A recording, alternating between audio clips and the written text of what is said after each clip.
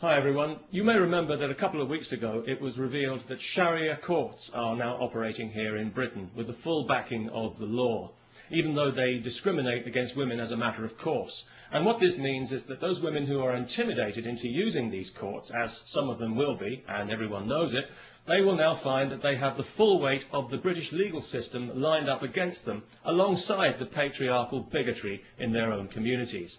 Those women who are cheated out of their just entitlement in these places, as some already have been, will find that they have no recourse to the real law to put things right.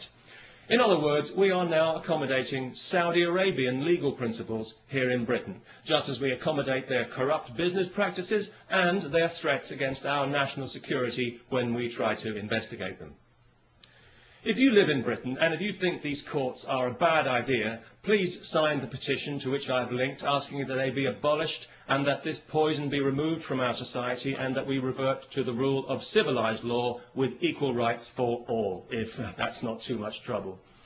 You know, over the last 11 years of this Labour government that we've had in Britain, the British people have seen their society subjected to social engineering on a massive scale by a misguided and arrogant liberal elite who, in their eagerness to fragment the fabric of our society, have actually succeeded in giving civilised values a bad name. Tolerance and diversity are good things on paper. I'm sure we'd all vote for tolerance and diversity, but in practice they've become a nightmare of doublethink and lies, where the most unreasonable people in society are encouraged at every turn to be even more unreasonable. A case in point, just this week, some idiot from Saudi Arabia is being allowed to sue a supermarket because he was required to handle alcohol as part of his job, despite being told this when he took the job, and despite the fact that thousands of Muslims in Britain handle alcohol every day when they sell it in their corner shops to people like me.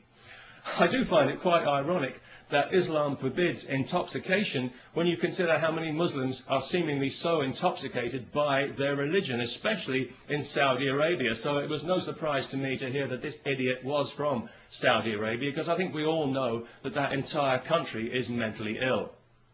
The Saudis would have us believe that theirs is the purest form of Islam. Well, I don't know about that, but it's certainly the nuttiest form. It's barking mad, if you'll pardon the canine metaphor, and it's pig ignorant, even if you won't. It's got to be just about the nastiest belief system on this faith-obsessed planet, and it's a cowardly one as well, enforced by cowardly men who are afraid of women and whose only language is ultimately violence. They're absolutely pathetic, and history is already laughing at them. If the term human rights means anything in this world, then one day the Saudis will pay out as much in compensation for their abuse of women as the Catholic Church has for its abuse of children. And I'll certainly drink to that. Because I was out earlier today, coincidentally, buying some beer, not because I enjoy beer particularly, but because I know it offends Islam. Although it didn't seem to bother the Muslim shopkeeper I bought it from, maybe he was just being polite. Anyway, as I was leaving the shop with my beer, two women happened to walk past wearing burqas.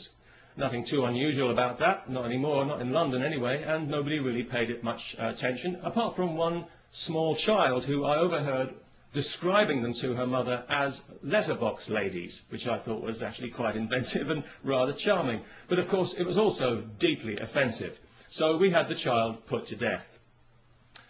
No, not really.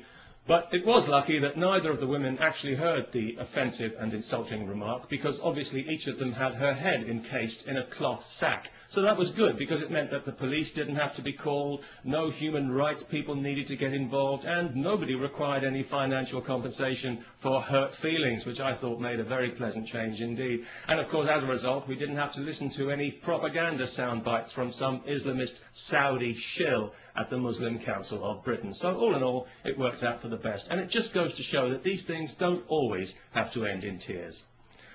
Peace, especially to everyone who remembers to sign the petition.